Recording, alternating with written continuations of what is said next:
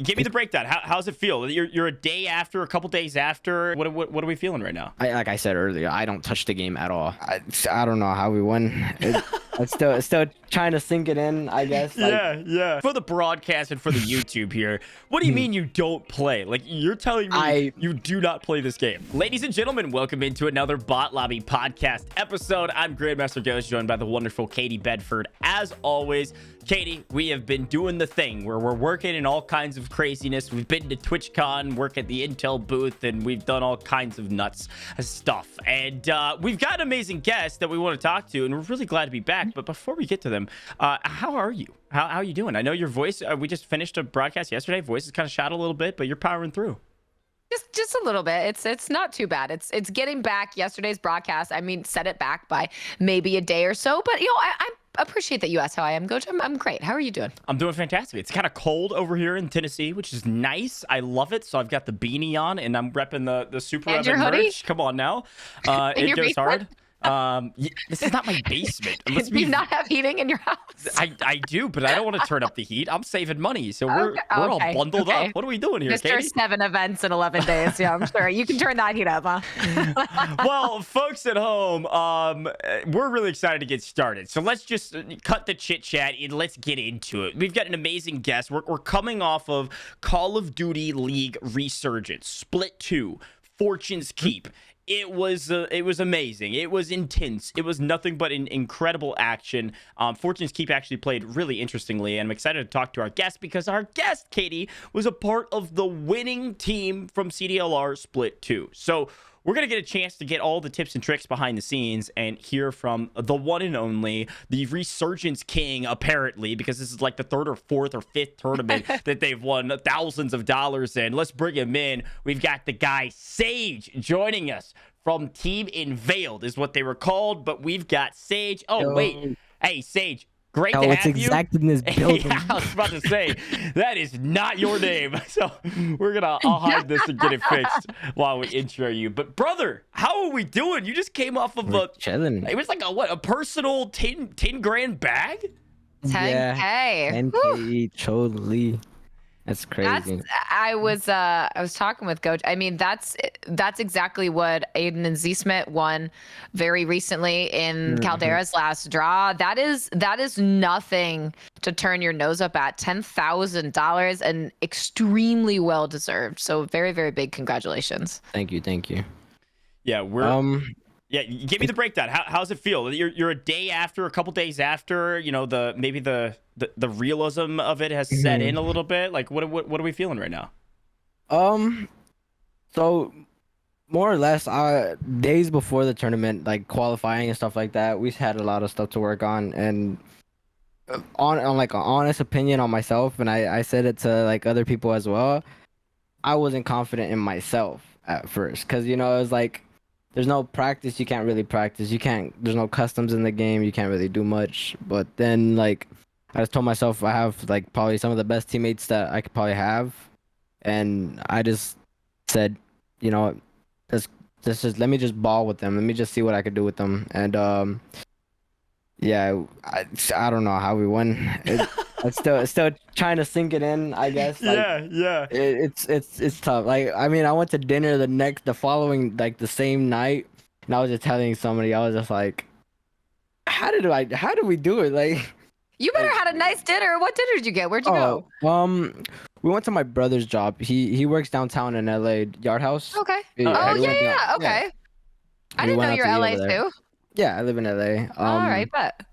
We went out there to eat, had some good food, ate some like mini chocolate Oreo Nutella pancakes after like the dessert. Okay, Yard House is fire though. I actually really like Yard House. Yeah, I love it. It was really good. But yeah, I still to this day, I woke up and I still get I probably get like 20 notifications a day, and I'm just like, what happened? Like, yeah. That's awesome, man. What happened? Look, I love that for you, and I want to kind of like walk through the tournament to some degree in a little bit. Before we get there, and as all this is setting in, let's get warmed up a little bit. We're gonna hit you with some kind of rapid fire opening questions, and this is just general Sage, like whatever comes to mind during these, just throw it out there. Even if you like later you're like, maybe I would have given a different answer with more time to think. This is just a little warm up. So Katie and I are gonna kind of go back and forth. You just give me a one word or a one sentence answer to these. So Okay. There's probably an obvious answer to this first one, but who is your favorite person to stream with / compete with? Mayapa. Okay, heck yeah. Okay. That was so fast. I love the answers we get from people when they are so sure instant. They know exactly what to say. All right. Who was the first creator or competitor to give you an opportunity? Destroy. We love Destroy. Favorite streaming moment of all time? 50K Baka Rebirth. Yep. Okay. Yeah, All right. Favorite meta of all time? OTS EM2, 100%. Okay. What? Wait a minute. Hold on. So this is a good meta. I like this meta. We have never gotten that answer before. Never. But I am a stan of the EM2 OTS meta. I'm gonna let you expand a little bit. What is the reason why that's your favorite? Okay, so at first the previous meta was EM2 FFAR, and then the downfall with the FFAR, you had to like go from having suppressed to the crazy like ADS while shooting to like just having to start getting rid of the suppressor for faster ADS and stuff. But then when you go to the OTS, I played a big tournament with the OTS with, I think it was the Speedy Possum, what was it, like a 50K or something like that. I played that with Amelia Rose, and I don't know, like the gun was just like I was hitting every single shot with it. Like everybody was just getting down. I probably dropped like maybe like 2-3 30s with it during like going into grand finals, and then it's just one of those. It's like running around with like a Cobra MP5. It's just super like smooth, running fast. Like slide cancels felt like freaking amazing. It's just one of the main guns that I loved. Yeah, it's a great answer, and it is within my top 3 because it made me feel like I was good at the game. So I hear you there. Okay, we'll keep going. GOJJ, I think. Oh, is it me? Okay, whatever. It doesn't matter. Okay, so you've already told me your favorite streaming moment, and see if you can give me a different answer for this one. Your favorite competitive moment of all time. Competitive moment, maybe playing against Tommy and Almond inside the, what was the chain games? I think it was 15K. Yeah. Yep. Okay. I casted that one over you guys. That's crazy. All right. Favorite Warzone competitive format? 2v2s, 100%. Yeah, Okay. I think that's got to be our most frequent. I think 3v3 customs are our second. Yeah, trios. Yeah. Okay. Your least favorite duo to compete against? Duo to compete against. That one's odd because there's a lot of. I'd say this maybe in Caldera. I haven't like I'm only in tournaments mainly, but I don't even get invited to like the big tournaments. But like trying to play like chows and stuff like that, I've only probably played at least of like 15 chows in Caldera. Not a lot of people like play me. I don't know why, but it sucks. I'd say least favorite though in the short term that I've played them, Unveiled Soka. Yeah, that checks out. They are freaks on that map. The Caldera Reaper, man. Yeah, great answer. Do you have any game day rituals? Game day ritual. Ooh, I have a lot. I'm not gonna lie. I have a lot. Break I have a it lot. down. Yes! I have a So lot. before you go, the backstory of this question is we love this question because everybody's super different. We had Lucky Socks be an answer and blah blah blah, and then you've got FaZe Crowder, like one of the most prolific Call of Duty players and now coaches of all time, and he goes, "Nah, just wake up and do it." So everybody's different. So break it down for us.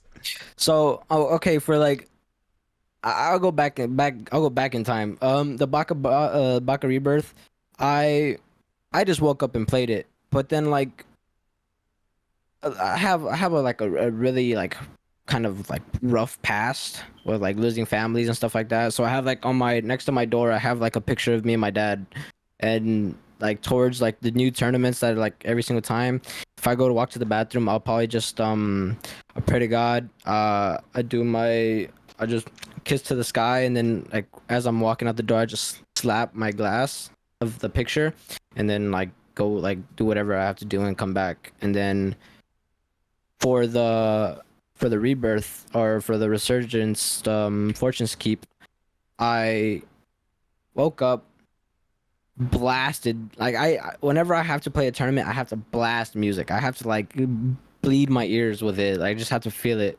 I did one of my old basketball rituals when I used to play. Like when I used to play basketball and I used to like play for like my school. I used to always like I used to go like this and rip it and then have my chain out, and then I have my chain out and kiss it, which is like the H that I have on me. So I usually always did that, and I did that before the tournament, and like I did it maybe I'd say probably 3 times. Because you know, like we had the little break, and then towards last game, I walked away.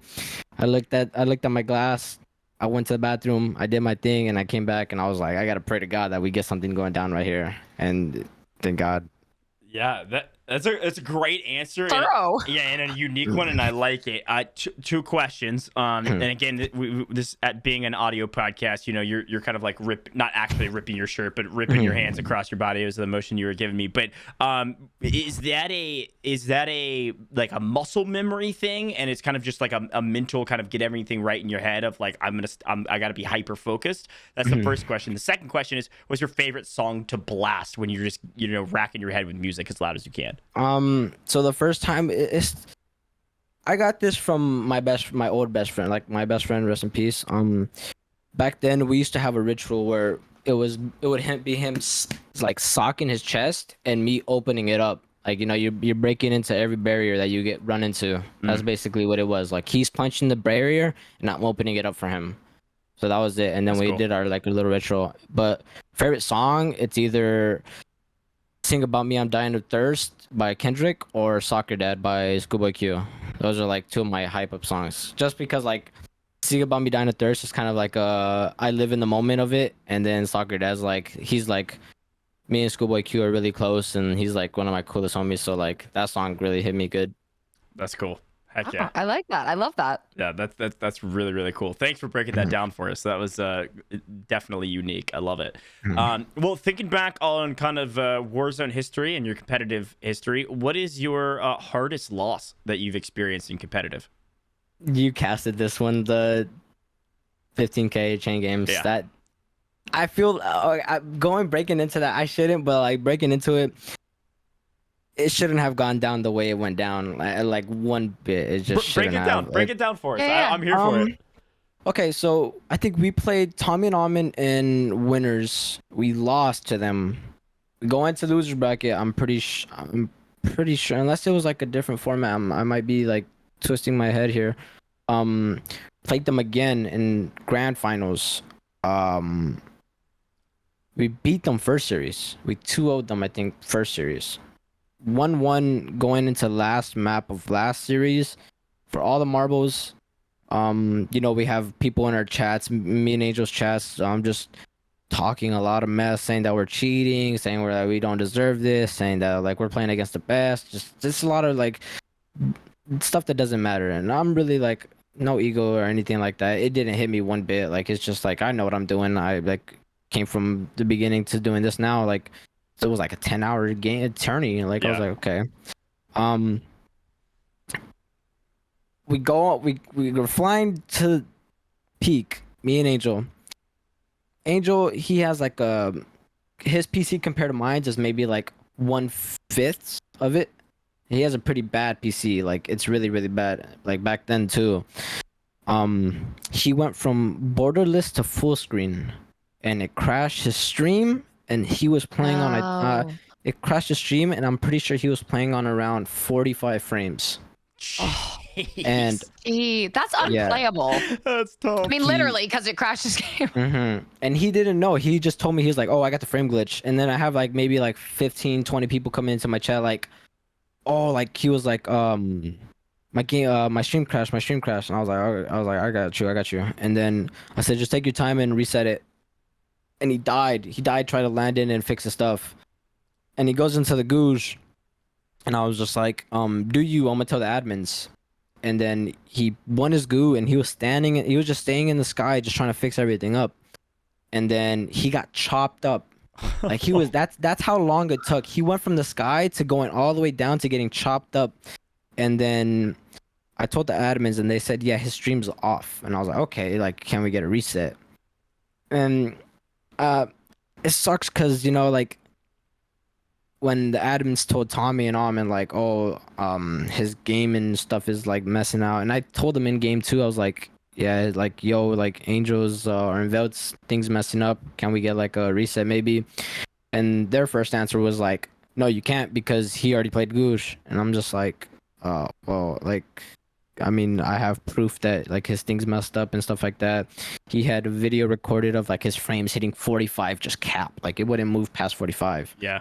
And then yeah, we went ahead and I tried to play it like a 1v2 because his game crashed literally right after.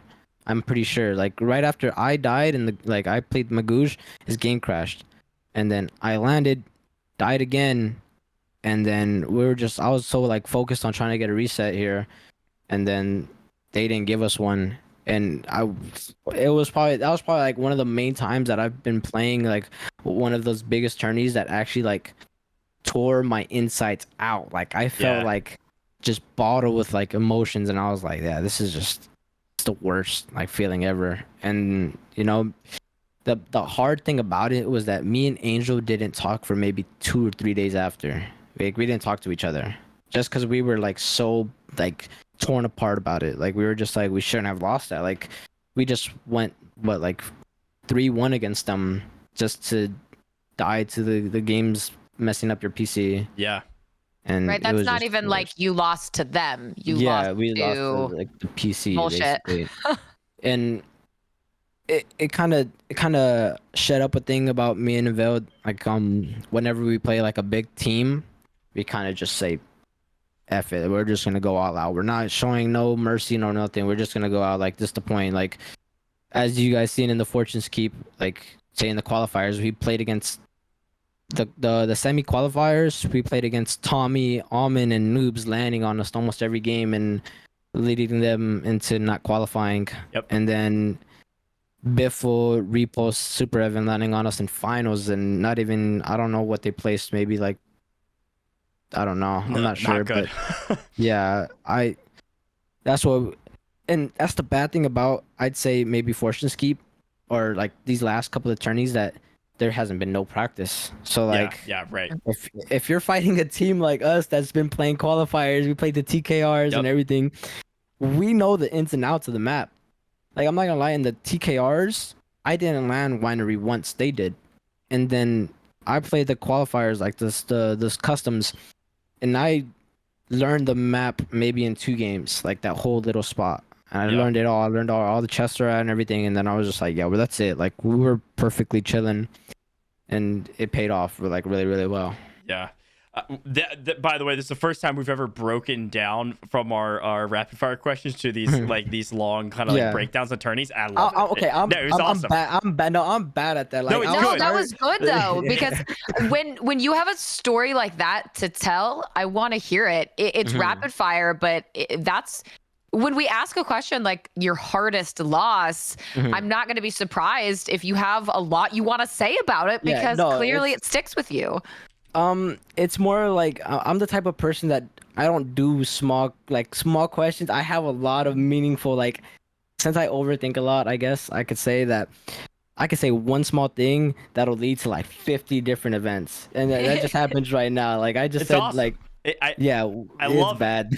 No, it's a good thing because the whole point of our open fire rapid fire questions is to get us talking, right? So this is cool. And let's finish this last question out because I think this is a fun one, Katie. And then I want to jump back into the conversation we're having, and stepping back a little bit and talking about your history before we really hammer down on CDLR, because I think you're making some really good points about CDLR that I'm excited to talk about because the qualifier stage stuff was nuts. So Katie, take this last one. This is always a fun one.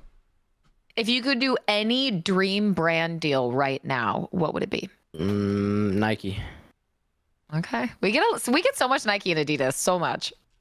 I flourish in Nike. I have Nike shorts, Nike socks, Nike slides, or Nike X Stussy. Like I have a drawer basically just Nike stuff. That's awesome. Yeah, we do have a lot of people that do like apparel brand deals as their like favorite, which I agree with. I think those would be super cool, especially like non-traditional gaming brands. Like Nike has branched into it to some degree, but yeah, great choice. Well, again, congratulations on CDLR victory. It's gonna be fun to kind of break all of that down, and I wanna do that. And you've kind of given us already a peek into it. So, Katie, I think I do want to jump straight into that first and Yes. talk about the breakdown of the event. So, walk me through the qualifiers because you're right. There has never been Fortune's Keep in customs, I believe, ever. There's never been a Fortune's Keep customs tournament. There's only been 1 or 2 TKRs on Fortune's Keep that were like 5K. I think Rida ran one. Yeah, Ryda and I think 1v1 me. Yeah, right. Like the only ones. So there was hardly any kind of like experience. So it seemed like the qualified teams had a lot of kind of like a upper hand. Talk me through TKRs into the different stages of qualifiers into semifinals and what you guys did. Okay, so it was rough because of the fact that we had a squad settled before we had our current squad that we had. It was gonna be me and Veiled and Oki. Oki was gonna fly to the States and play with us, and we said that.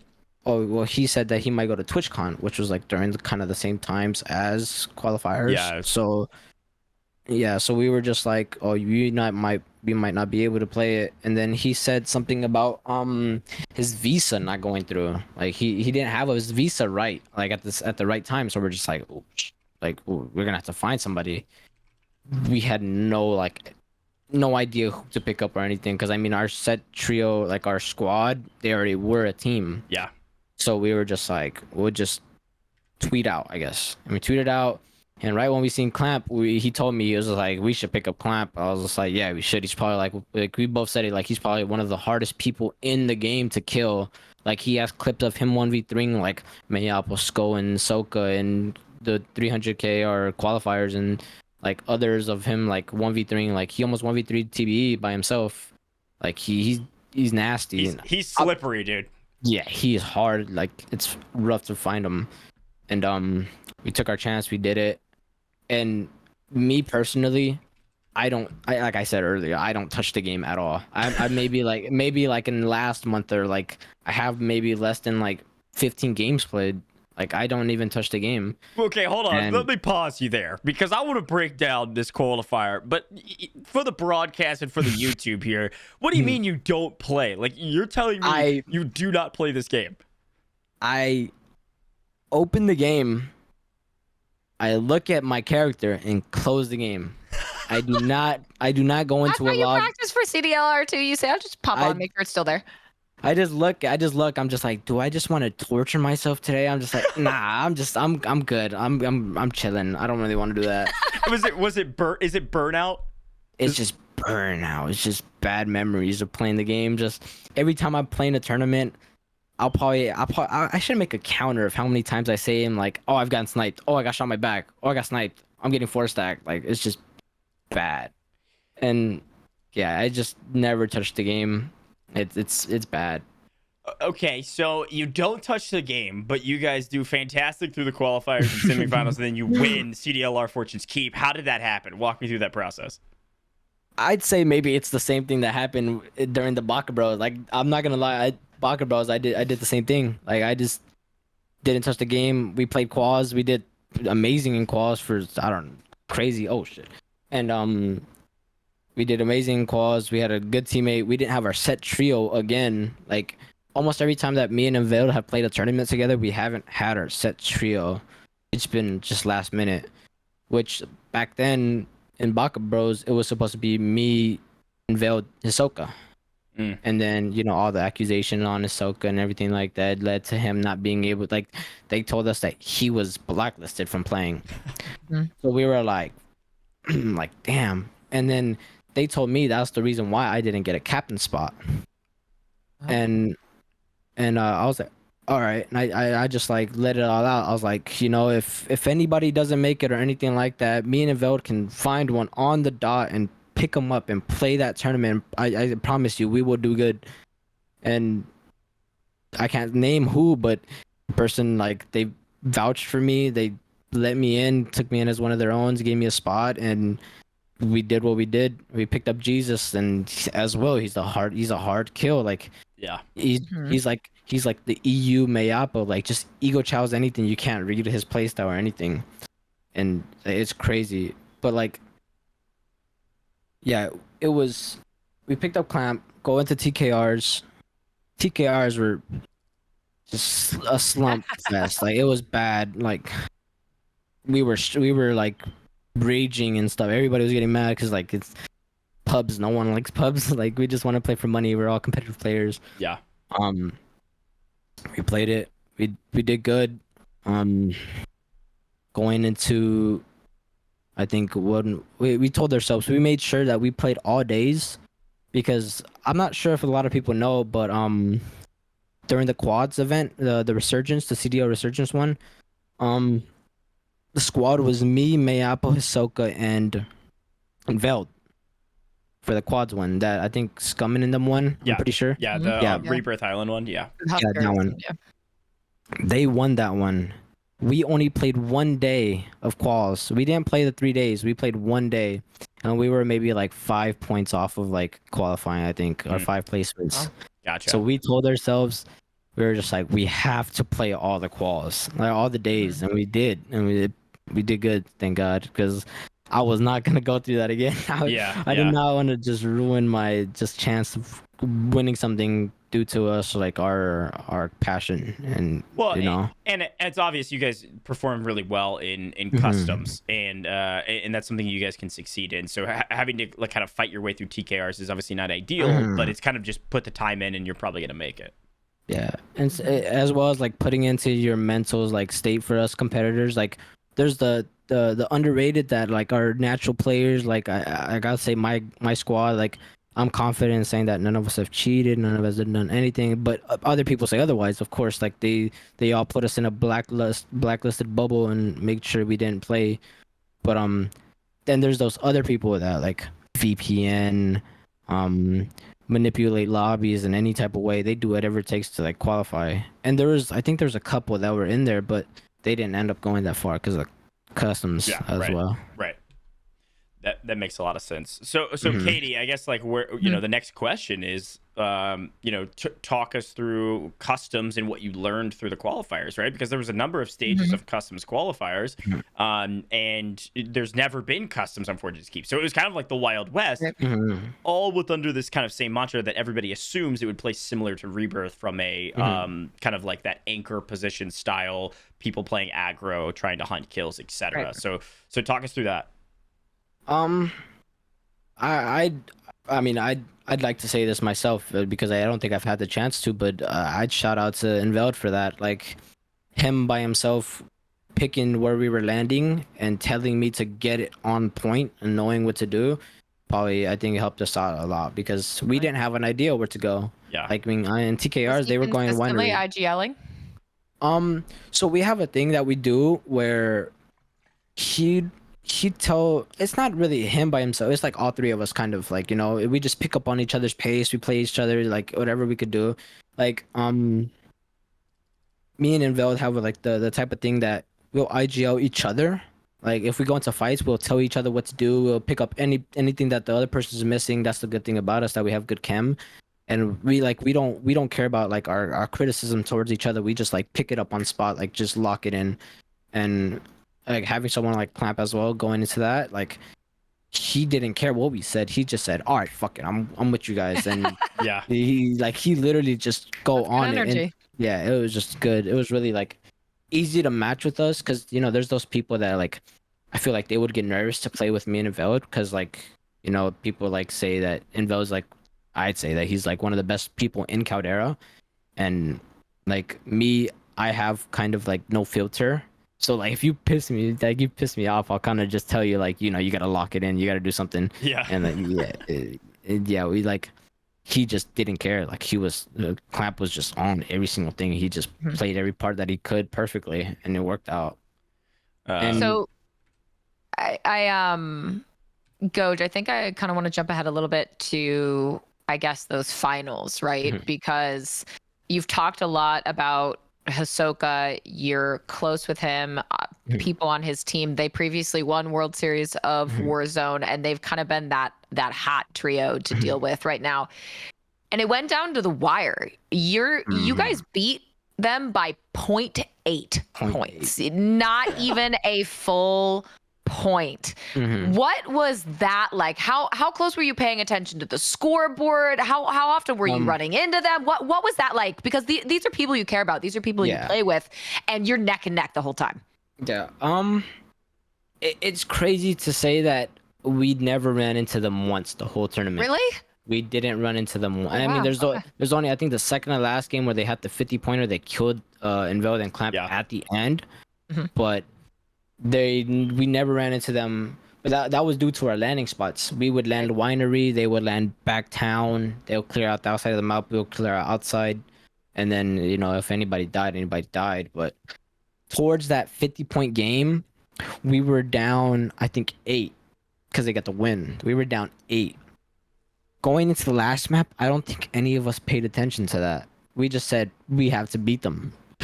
I think they died maybe outside of placement points, literally like that's a team, literally one team off of placement points, I'm pretty sure. And when we said we had enough kills and they died out, we were like, oh, we won. Like we were chilling, we won. And then me and Clamp died, and Angel just, being him, he just did his most iced up move he've ever done and get a kill like last second. And at first we were just like, we were devastated because we were like, damn, we lost, I think. Until as after that, people were just like, oh, they died when like out of placement. We're like, what the heck? Like MB just got placement. And then we thought we would have won by a lot.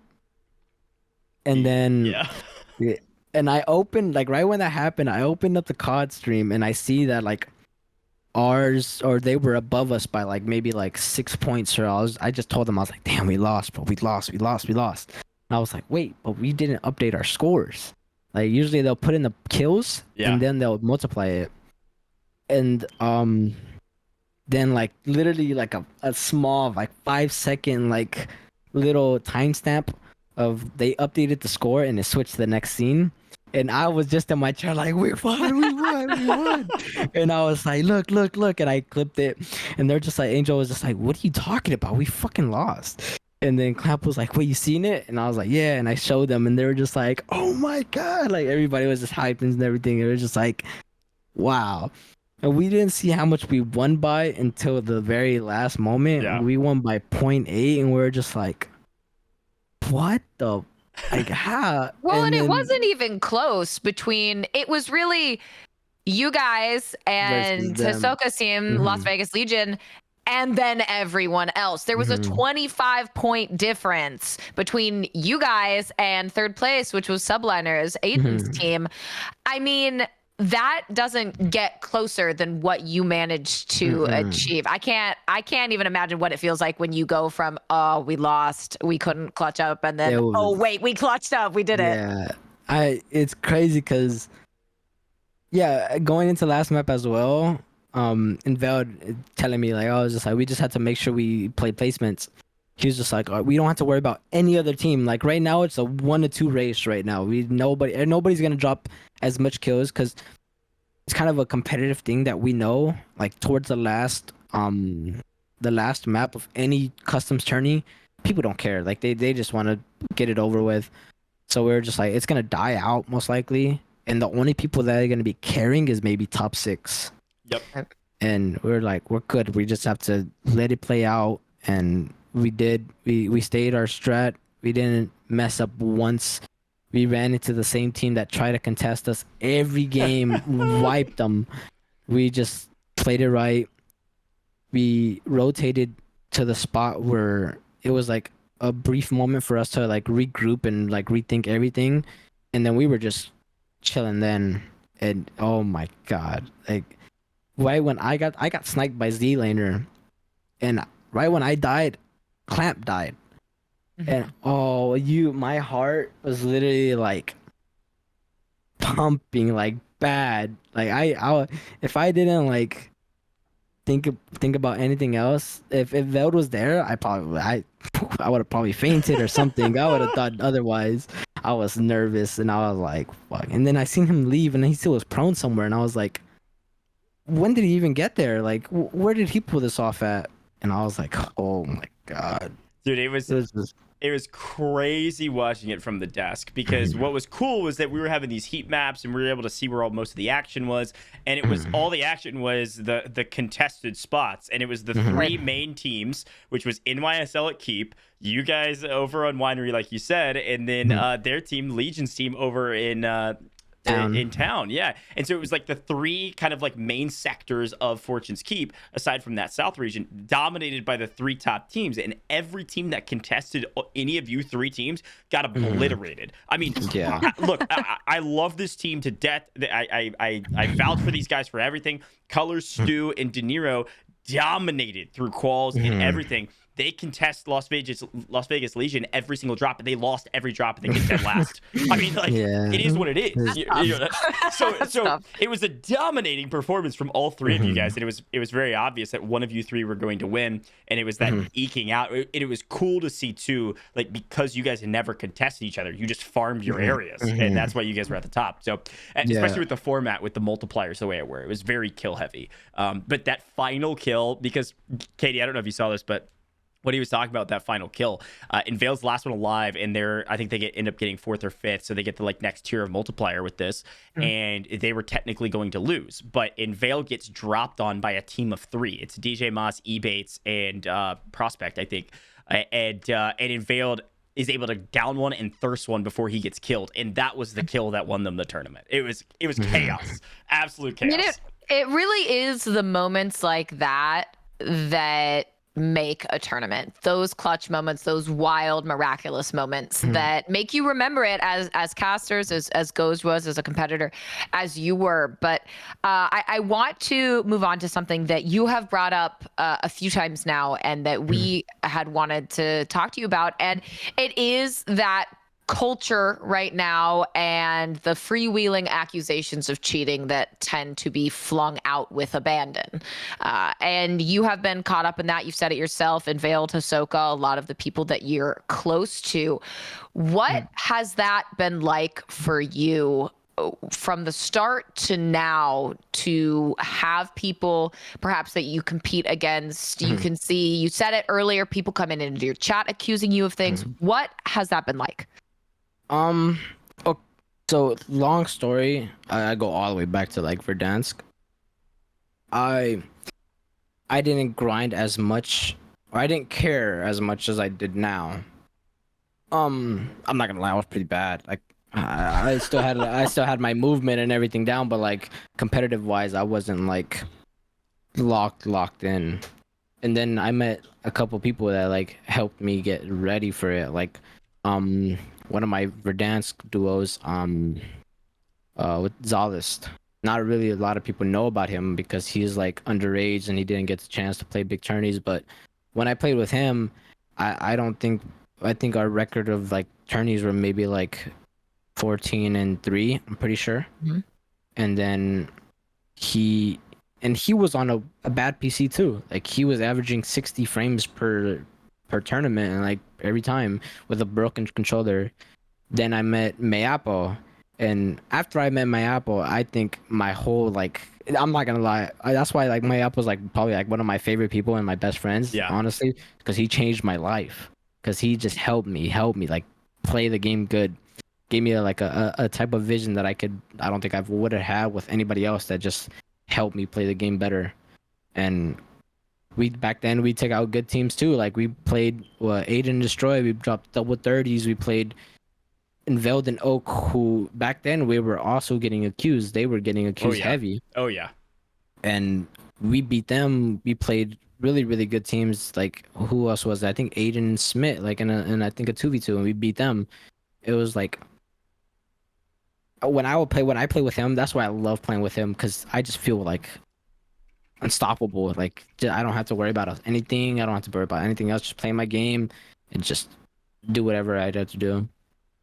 And it's actually really good. But going into like Caldera, playing with like specific people, like it hit me bad, because like I'd say one bad thing about me is probably like my attitude.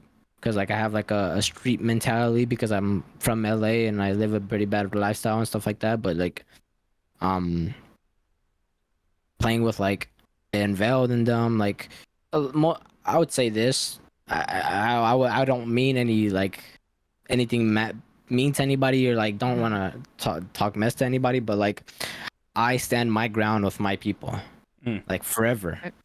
Back then, when people were accusing Unveiled and not letting him play, I'd still play with him. I was getting told by like people close to me not to play with him. Like I'm gonna get blacklisted. I said I don't care. Like this is my boy. This is my brother. This is like my partner. This is who I'm gonna play with.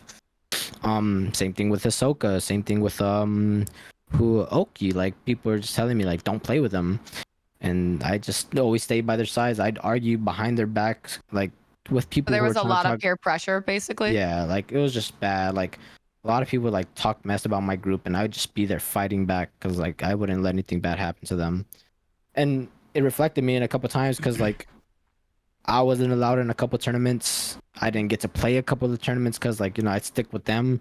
I got invited by other people that wanted me to play with them. I'm just like, no, I gotta stay with my squad regardless if I don't get a spot or not. And it did reflect me a lot. It did hurt a lot. Like I had a lot of times where I was probably like in the corner, like mentally I was in a corner not knowing what to do. Like it's like either I drop my guard and just give in or just lock it in and stay with my squad. I still stay with my squad regardless of anything. And I mean, to be frank, that's a loyalty that you don't see very often. We talk about it a lot, how people switch duos, trios, whatever, in and out. They don't really, the focus is more on I want to win, not I want to win with my people. And I mean, that's typical, to be sure. You aren't going to see a lot of people that, thick or thin, no matter what's going on, you're going to stick with who you are going to stick with. As well as like some other people like they expanded themselves and it paid off a big time. Like Oki, I don't think Oki played with Unveiled, and then he played with somebody else, and like now there was a YouTube video about Oki, how like big, like I think Italian streamers or some type of streamers were spectating Oki, and after like he dropped like a 30 or 40 bomb and it got posted on YouTube, and he started averaging like maybe like he was averaging like 50 to 70 viewers a stream, and like he was blowing up. Soka started playing with he was playing with like I forgot who he started playing with, like Aiden, who else, Almond.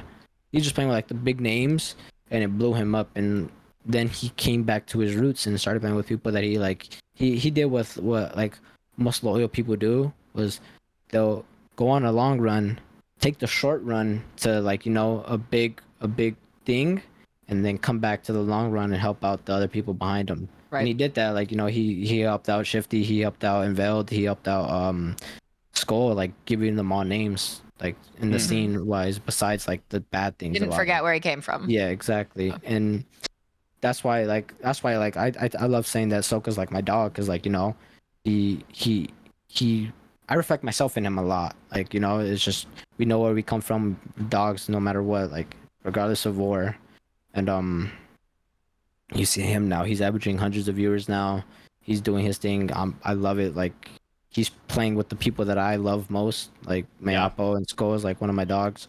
Like he's doing it right, So, and then I love this breakdown, and it's really cool to kind of hear this kind of like background story, because what we get to see as casters and what the public eye gets to see if they're not like directly involved in your stream or your community is like you guys winning tournaments and then kind of go off the grid for a bit and then come back and win tournaments and then go off the grid for a little bit. And we don't get to see kind of the behind the scenes of like what you guys have been fighting, because we see all the accusations and there's been nonstop accusations. I mean, Unveiled is one of the main targets of that, of course, in the group.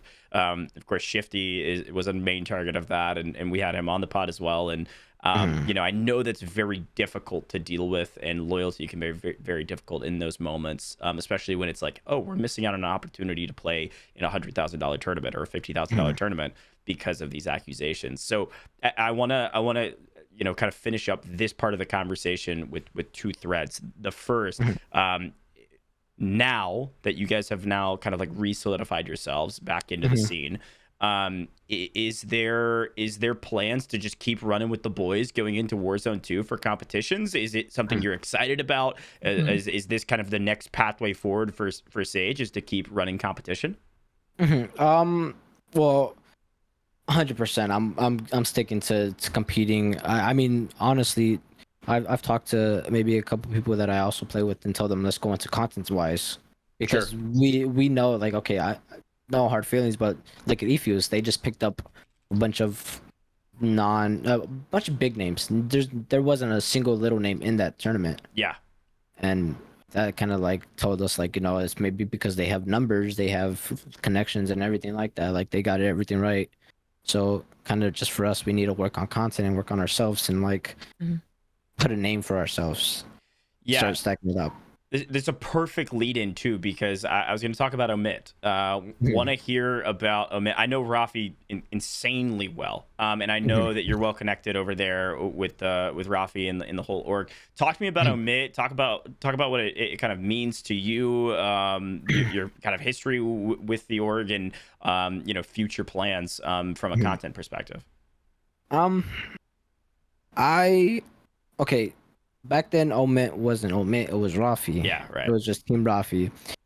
I joined Team Rafi because I became cool with like some of the small, like the youngins. It was me, Rivs, Hyperfy, Fades, Glaze, Sturza, a lot of them. Like, those are like the youngins that that were like rocks. Like, I casted the Rafi Rumble, which was like a 500. I don't know if you remember that. Yeah, it was with all the like academy guys. Like, this is OG. Yeah.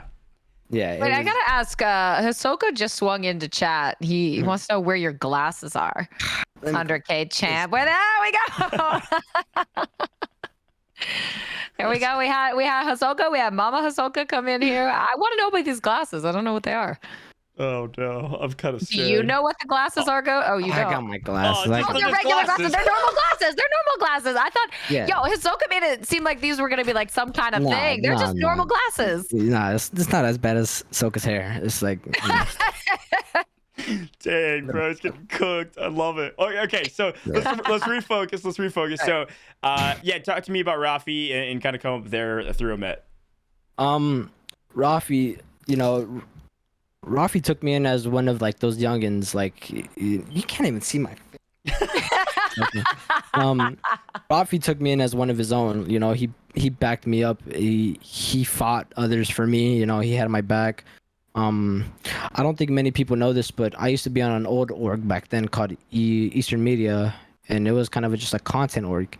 And I played the MFAM Gauntlet with like a couple of people, and I won one of the qualifiers. But sadly, I got disqualified and I got kicked out. Like, only me. I only got kicked out because of like Nick Merckx didn't really like me and stuff like that. He said that I talked bad about him and stuff like that. So I got kicked.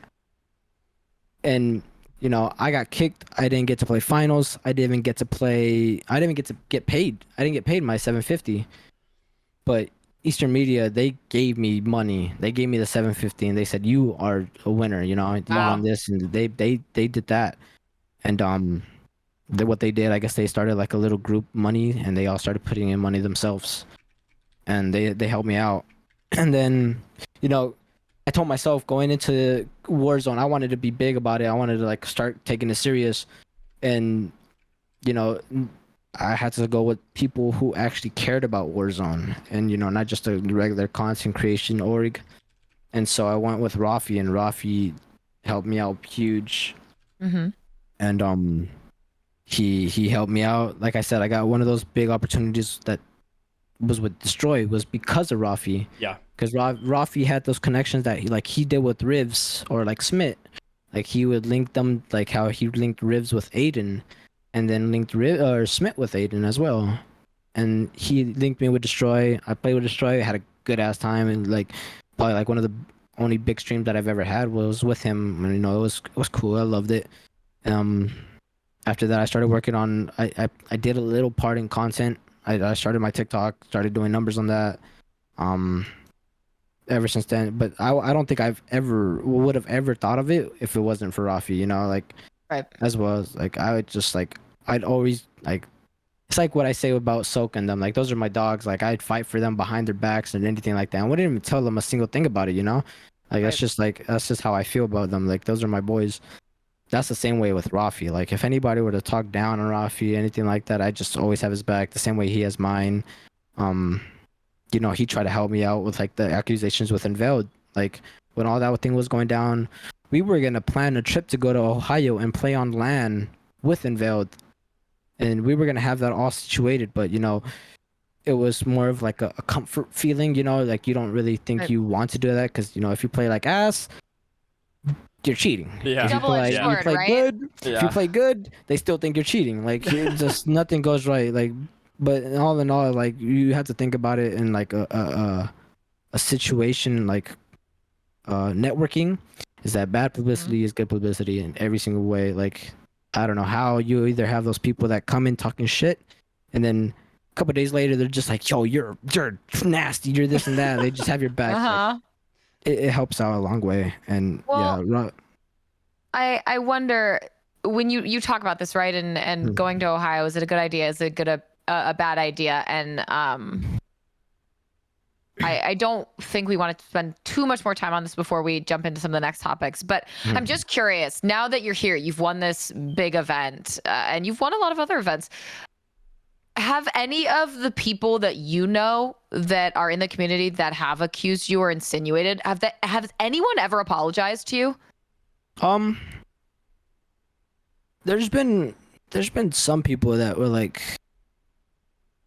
they would talk mess thinking that I wouldn't know. You know, I'm back then I used to I mean I kind of now I'm still cool with like half the scene, but of course I made like my bad share of like friends with people because of the fact that they like accused my boys and they would never go back down on it. But yeah, a couple of them have like went ahead and they said like, oh, you know, my bad for saying some stuff about you guys and stuff like that. I'm just like, it's cool. Like, you know, I just know who my real friends are in the end because they wouldn't think twice about us at all. Like that's like the same thing that I'd say about Invalid or Soka. Like back then when people were trying to like brainwash me saying that they were cheating and this and that, I'm just like, no, they're not. Like if they were, I would know because like, you know, there's a lot of people, you kind of just have that feeling if something off is going on. But You got like that sixth sense. If you're around someone that much, you play with someone that much, you're gonna know if things are odd. yeah, like everybody would say like, oh, Invoke cheats and this and that. I'm just like, I just tell them straight out. I'm like, I don't think I've ever seen a more passionate person in my life that cares so much about a game besides him. Like Right. we'd be playing pubs and you hear him, he's one shot, like just screaming at people. Like he doesn't care. Like he pop a Monster or a Red Bull just for pubs. Like he cares so much about the game. Like even his backstory coming from like the gunfight scene, like he was already nasty as is, and especially on console. Like imagine him now in a BR where it's like you're taking those same fights as gunfights with random guns and this and that, but into a bigger map, and he nails it every time. Well, I love to hear that there are some people who reached out and were willing to admit, hey, you know, I might have been in the wrong here in whatever way they did. But let's keep things moving because you've had this journey and you've had a bumpy road, but you've ascended to the top. You are there right now. You win this massive event. You have come through the struggles, the accusations on your come up within Warzone. Do you have any tips for upcoming competitors that are also trying to get into the scene who might look at you guys for inspiration or see what you've gone through and maybe be nervous about it? More or less is social network first before you start competing.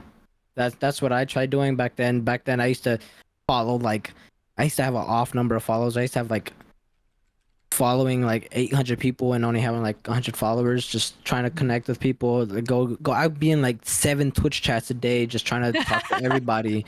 And then, you know, when I started making like friends and stuff like that, I started competing, and then I started meeting other people who wanted to compete, and then I sticked with them instead of doing like what other people are doing to this day. They just play one tourney and then start moving to a different person because they think they suck.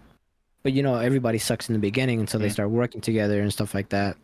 And it ends up working out because me and Aveld, like besides of how good he is and how good like I am to play with or adapt with people, we had a couple of tourneys where like we got rounded, we got like we It lost pretty happens. fast. It happens to everyone. but you know, it didn't change the fact that we were gonna stick with each other throughout the like thick and thin. And then there you go, we go into a big tournament where it's like all the past tournaments and all like the knowledge of like our gameplay together. We know how each other play. We know what to do. So like when the moment's right, it's gonna hit right. And like it did so many times where he'd see me fighting and he'd go straight loot because he tried to get me back. I go straight fighting and I see him getting shot at. I'll just stick there and I'll wait at a buy, get him back. I'll play with him. Like we know how to play each other's comps and everything perfectly. So it's kind of just have to lay it out instead of trying to pressure yourself to try to be the best so fast because it takes time. Yeah, so the two main takeaways would be certainly networking and then gain chemistry with somebody. Yeah, I love that. And stick with it. Yeah, that's a great take, dude. You have been Sage. You've been incredible, man. Yeah, we've got an hour already somehow, and I don't even know how this is possible. You've been a wealth of knowledge and kind of like backstory history about your come up and really your team. I'm gonna call them your team. And that expands farther than, of course, your team that was in CDLR. Like you've got a team around you, whether it's a MIT or you know the Hellboys, whatever you guys call yourselves. I think all of that has been really cool to hear, like how loyal your team has been and how loyal you've been throughout this come up. Because the scene is cutthroat, especially when there's a lot of money on the line. It can get quite nasty. And when you got your boys back. You know, that loyalty will pay off in the end, and it has for you guys thus far. So really appreciate you kind of sharing that story along the way, as well as kind of like walking through CDLR victory, because it was a big one. And I think for some people that don't know y'all's names well, like a general viewer, they were like, who the heck is this team and why are they winning? But for people like me who have been you know, on the desk or in the booth for so long, it was like, you know, it wasn't surprising. It was just kind of a matter of time, and you guys executed at a very high level, which was cool to see. Yeah. Thank you. Yeah. Well, okay. So final thoughts here. I'll give you the floor. We've talked about a lot, and we haven't talked about a lot, but I know we're at around an hour. Any final thoughts you'd kind of like to leave on the podcast and the YouTube and all of that good stuff, as just kind of like, this is who I am. This is Sage, and this is what I'm going to be doing. Mainly just, you know, hopefully Warzone 2 plans out good for us, for me and the boys. I don't even want to include myself solo because I can never do that behind them. Those are my boys. Hopefully, like, those tournaments come out where all of us get to play our part in. As you've seen in Fortune's Keep, you know, before the tournament even ended, we told ourselves, like, we're all going to make a bag. Like, we're all going to make some money. And there you go. We all made money. We all made a bag each.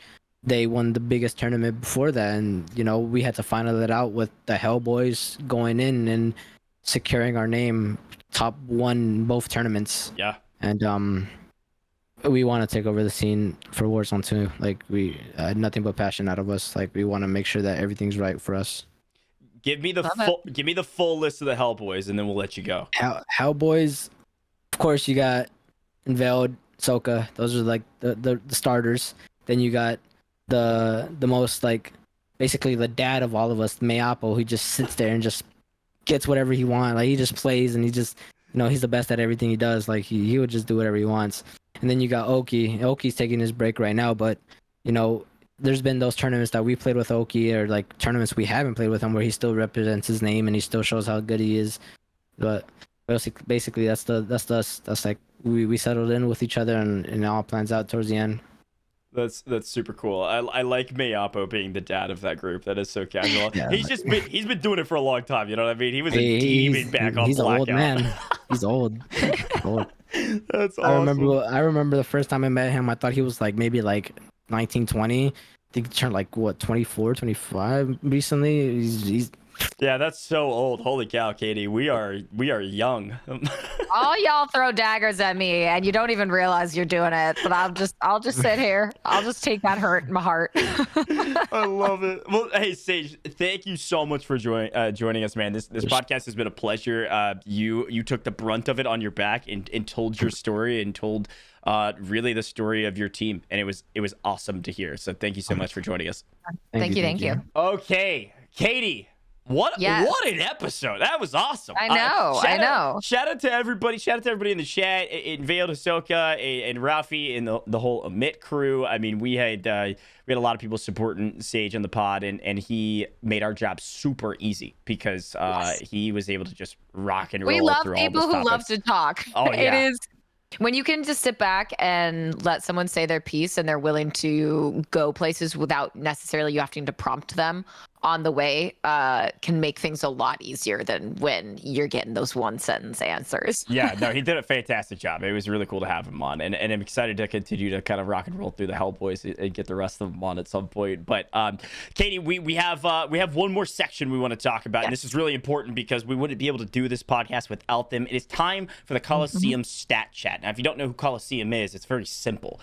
Exclamation point sponsor in the chat will pull up the command to hear everything you need to know about them. But a Warzone fantasy site, and they've been popping off recently. They've been running these different tournaments for these events that come around where you get to pick your fantasy squad with a budget, and you pick your squad and they get points based on how they perform. This was specifically how they performed during CDLR. It was really cool. I know they had a lot of entries, so shout out to Kolosseum for popping off recently. You can use code BOTLOBBY for any of their paid contests to get a little extra cash to work with. It's a super cool site. Now, they provided us some stats, as they usually do. This time around, it was about CDLR, which is super, super cool. So let's take a look at some of these, Katie. We're going to start with our winning squad. In Veiled, Sage, Goat Clamp. Here are their KDs. Ooh, God damn. Now, usually when we talk KDs, we're talking 5, 6, 7, whatever. But we're talking the highest level competition possible. All three are positive, even those playing hyper aggro. Of course, Veiled popped off and was nearly top fragger. I think Mayapo may have one elimination more than him, but 1.59 for Veiled, 1.26 for Clamp, and a 1.34 for Sage. Those are very impressive. These are extremely impressive, and I know people will be like, well, my regular KD is 11 or whatever on pubs. It's like, yeah, but for example, if you equated these kind of scores in high level competition, these KDs to CDL, if you're dropping a 1.59 and winning, nasty, you're fried. 1.26, 1.34, all disgusting KDs to have. So extremely impressive. The fact that every single one of them was at a KD stat line like that, even if I had no idea what the outcome of this tournament was, GOJJ, I look at that and I'm like, they must have placed in the money. They podium for sure. Well, let's keep it going. This is from the event itself. This is for this team. You can see their average placement was 4th place all the way through, which is crazy. Victories, they had 2. Clamp had 53 kills total, is what this is saying. Okay, hold on. 75 kills total. This might be more than just this might include semis. I don't know. I'll take a look at our back end here and double check some of these because I know these aren't 100% accurate. Because Veiled had 50 total in the finals. Might be adding in some extra kills during semifinals or something like that. I'll double check it from the back end, but still, they dominated all the way through. They did a fantastic job on their overall placements. It was a very impressive bout through the finals. And here are the top streamers during it in general, which is cool because they're seeing some familiar names. Of course, Team Veiled and Mayapo. They apparently averaged the same kills per game, which was super cool. 5.77. If you got a player in customs, they always can account for 5.77 kills every single time they drop into a map. Yeah, that's a good player to add to your squad. Yes. And the consistency of that is what is also equally impressive there. But you take a look, headshots, not surprised that Scumman's name is going to be the one coming up there. Oftentimes headshots in the regular Kolosseum stat chats we do, Scumman is the one with the headshots. Aiden with 30 assists and 29 from Biffle single game points. Also, not surprising to see those names where they are. Yeah, so I am getting confirmation that this graphic, this is between all 13 games on main stage. So the 5 games in semifinals and then the 8 games in the finals. So these are their totals all the way through. Fantastic reps across the board. So top streamers, yeah, we saw single game points. DS Biffle dropped a crazy game. I think it was a total of their team dropped 30. I don't I'm remember how many shocked. points it was. It was something stupid. But Biffle had like 16, 17 kills or something like that, and it was doubled. So that's where you get these single game points. A really, really big game. So cool stats across the board, and some of the behind the scenes stats that we don't have graphics for that are interesting. Let's see. The one that I thought was hilarious, the lowest movement, and this is what really delineates Resurgence versus Caldera. The lowest movement player who won a game only moved still 75% of the time. That was Ebates. People were people were flying moving around the map. Well, you have to, because it's Resurgence, so you have to play a lot more aggro, especially with this kind of like scaling multiplayer, right? And then Repulse won a game, moved 97% of the time. Jesus. Well, okay. But at what point in Hector's life has he ever sat still IRL or in a game? That is actually maybe the least surprising stat of any of the ones we've seen so far. A couple more to shout out for Sage in particular, since he was the target of the pod today. Sage was second overall in total headshots at 25. First was Scummin at 34. Sage was fifth overall in total assists with 28, and first was Aiden with 30. So a lot of people in that 28 to 30 range for assists. For total damage dealt out, and Veiled was first with 43,000, and Sage was fifth with 36,000. So the boys fragged across the board. Certainly played fantastic, and of course won CDLR by 0.8 points. But I know Kolosseum had their own fantasy contest and gave out somewhere around the neighborhood of like $500 at the end of the day with a lot of people, which was super cool. So hey, if you guys want to get involved at home with the Fantasy Warzone, and you could win whenever your favorite streamers win, which is amazing. You go on to Kolosseum.co, and you can click that link down there in the description if you're on YouTube, or in the podcast description, or right here in the live chat, and go build your own fantasy squads. They've got Friday freebies every single week, as well as some paid contests that you can enter in order to win some cash. And I know a lot of our communities have won some cash in the past, so go check out Kolosseum. They've been an incredible sponsor for us, and they're going to continue to do events specifically around, or contests rather, specifically around events into Warzone 2 as well. We talk behind the scenes about that, so really pumped about that. So again, huge shout out to Kolosseum. Katie, to finish our podcast today, not a lot of drama. I mean, CDLR. Y'all gotta step up your game. Look, I need someone to start barking at someone. I need someone to get pissed off about some wager, something or other. There's not. I don't know. I'm a little let down here. Yeah, there's nothing that's like pretty intrinsic. For the first time, we're not talking about Nadia drama, which was cool. There seemingly has been a little bit of less steam on that side of things for people calling her cheating. Actually, you know what you just made me think of, and I hate that I thought of it, because I don't want to talk about it, but I'm going to anyway. Did you see Doug's tweet that he was supposed to, I believe, play in CDLR, and he couldn't because of that? Breach, yeah.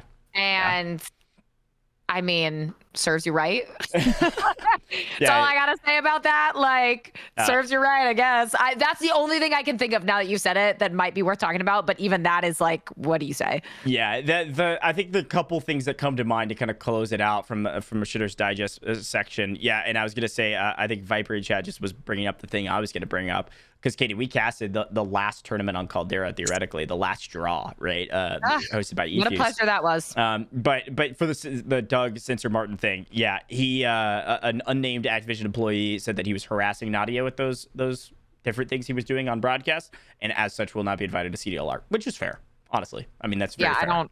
That's tough for to be you. honest, Sorry, he got replaced by Exact, which was a huge pickup, and they nearly qualified for the finals, playing with the two collegiate Warzone players that won finals from Fisher's College. So that was super cool. What were the invites? What Viper? Am I oblivious? I am. The answer is yes. But what happened with invites? Oh yeah. So here's the other Shitter's Digest stuff is constant complaining about tournament invites. Warranted to some degree. However, the main complaints and hate that was being thrown out was about the last draw and the invites given out for the last draw. If you guys don't know, Katie and I casted the theoretical or proverbial or actual last Warzone major tournament. I think we say last major tournament. There may be Twitter tournaments, whatever else, but this was the last major one planned, I believe. Right, exactly. And it was with eFuse. And eFuse always gives out invites to certain teams because there's only 16 teams that are going to participate in this 2v2.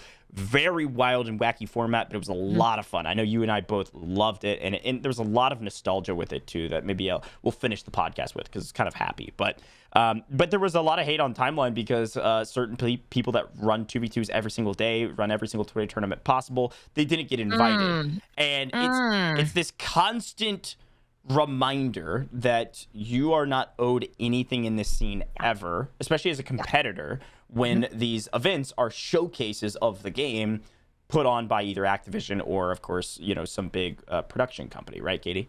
Yeah, if your argument for, if you are complaining that you're not being invited and the only argument you offer for why you should be invited is because you play something a lot, that is not an argument. That's not really a viable reason to put forward. There are plenty of people who do plenty of things all day long. That does not warrant an invite to something like this. You have to think a little bit beyond that. What else are you doing? I think part of it's take responsibility a little bit. Sure. What are you doing? What did Sage just tell us? Network, know people, make connections. Are you doing any of those things? Or are you just playing a lot and complaining that no one's noticing you? Why should they notice you? Yeah, ask that question and then give them those substantial reasons. Exactly right. And I think there's kind of two routes of thought here. If you want to be only a competitor, great. Then you're going to have to go be somebody's duo. You're going to have to be somebody's second player that they pick up, a captain that makes a lot of content and hits certain KPIs. So the behind the scenes, I do a lot of consulting from event management. I used to host tournaments all the time, trying to hit some sort of like return on investment from sponsors. A KPI or key performance indicator usually comes down to either CCVs or the ability or the efficiency of a community to interact with certain links, etc. For these types of events, there isn't a certain link they're selling. There's not a product they're trying to pander or otherwise. It is a showcase of Call of Duty. So what would be their main KPI or key performance indicator? It would be eyes on the tournament. This is not from the main broadcast perspective only. This is general co-stream. So what do they want? They want to grab as many, a diverse group of people, B, a group of people that drives a lot of views. And so, of course, they're going to invite all of these big players and people that drive a ton of views because that's going to hit some of their KPIs that then deem, oh, this event is a success, therefore we should spend more money doing it. They put up $50,000, whoever, the back end is in any tournament, they put up $50,000 not to put on the most competitive tournament ever, or they would just create a Warzone league. No, they're putting down $50,000 to bring in all these content creators to showcase the game. So it's this kind of like shift in mentality of like what's important for tournaments. It is certainly okay to be sad and like kind of frustrated that like, man, I really want to play in these tourneys, but it doesn't make sense to show hate to the people that were invited. Like they're going to turn it down.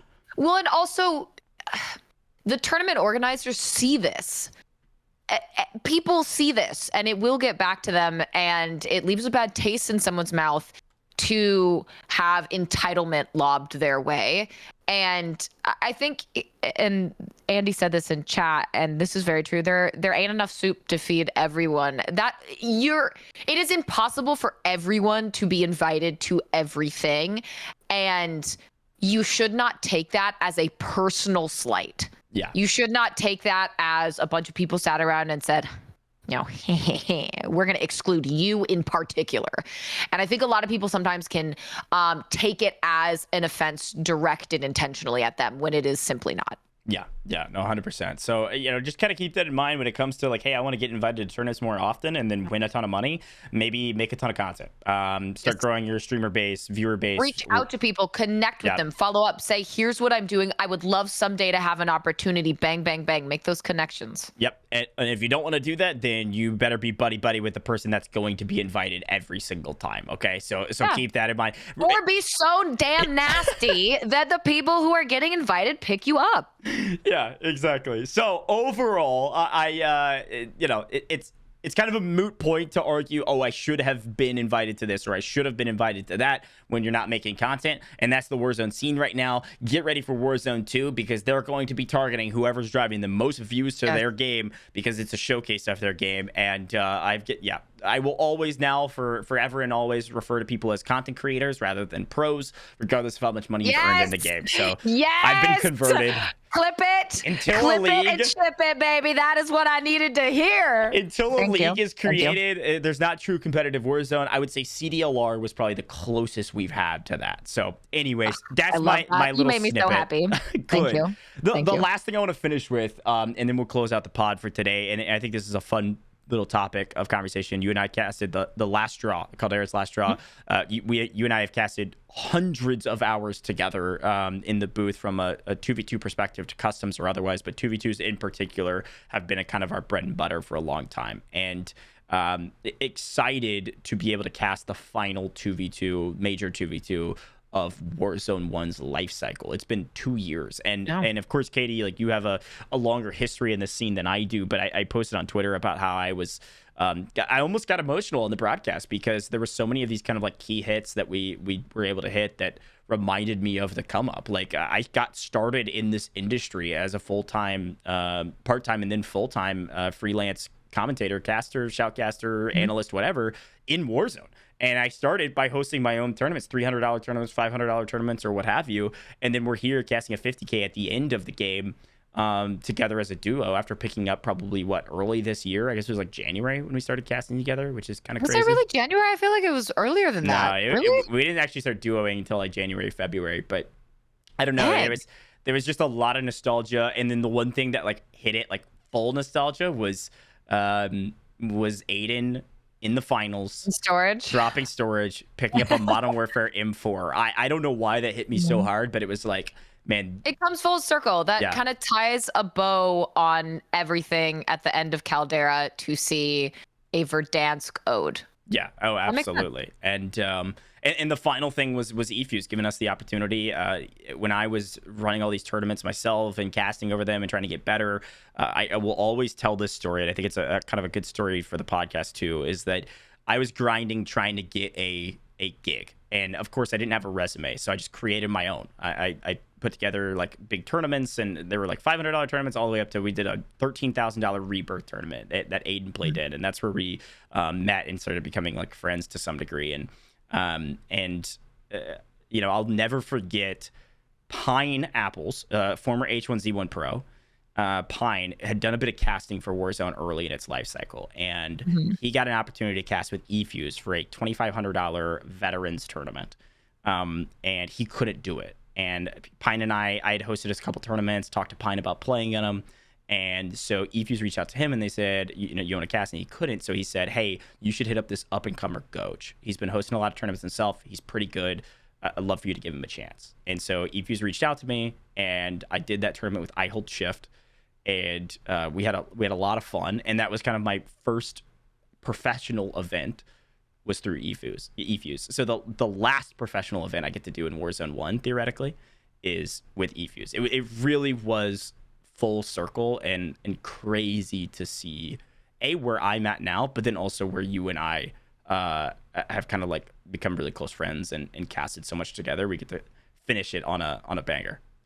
I just want to know, if we're such close friends, why did you use that screenshot for the tweet?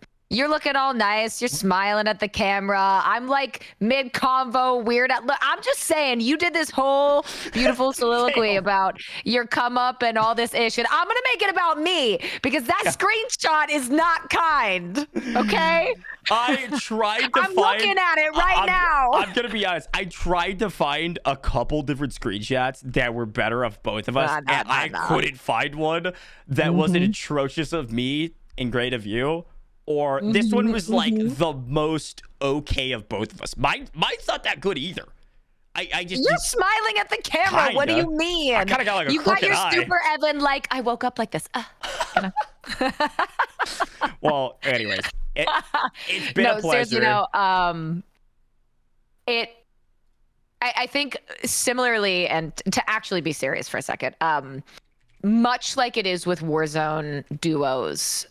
it can take some time to find someone that you click with in the booth. And I knew pretty much from the first broadcast we ever did together, I was like, I could sit in a 16-hour broadcast with this guy and crazy. I'd be happy to do it.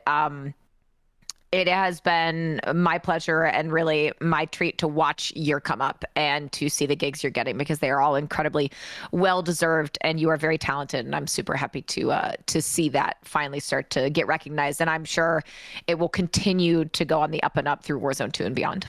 Oh, you're very kind, and you are the reason. You, I Hold Shift, like any of the caster folk. The Reflections is a great example. Even Bonsai Bros, and like a lot of people that I worked with early in my career that helped me get better. You guys have been incredible. And Katie, you're like the easiest person to work with ever, and you're hyper professional and incredible at your job. So I'm excited to see all of your hosting and casting stuff coming up. I know some of the stuff behind the scenes, and that one's going to be super, super fun. So anyways, all right, there's our soliloquy, monologue, whatever word you want to use for Waxing poetic. We didn't have Shooter's Digest, so we had to get a little sentimental. No, we didn't. No, we got some. Shout out Viper in chat for the invite thing and the little blip about Doug. So look, we need y'all to step up your game, because we do these, at least we try and do them every single week. Sometimes life gets in the way, but y'all got a week. Y'all got 7 days to step up your game, make something spicy happen on the TL, so we have something to talk about. Well, hey, thank you for all the love on the YouTube, audio, podcast, everything. Please leave reviews, subscribe to the channel. We're closing up on 500 subs on the YouTube, and it's been a blast to make content. We're gonna start putting out crazy amount of shorts soon from all of our clips, so you guys can run those up for us. That would be amazing. But that's all we have for today. This has been an incredible episode. Sage was an incredible guest, and we're looking forward to next week. We'll see you guys then.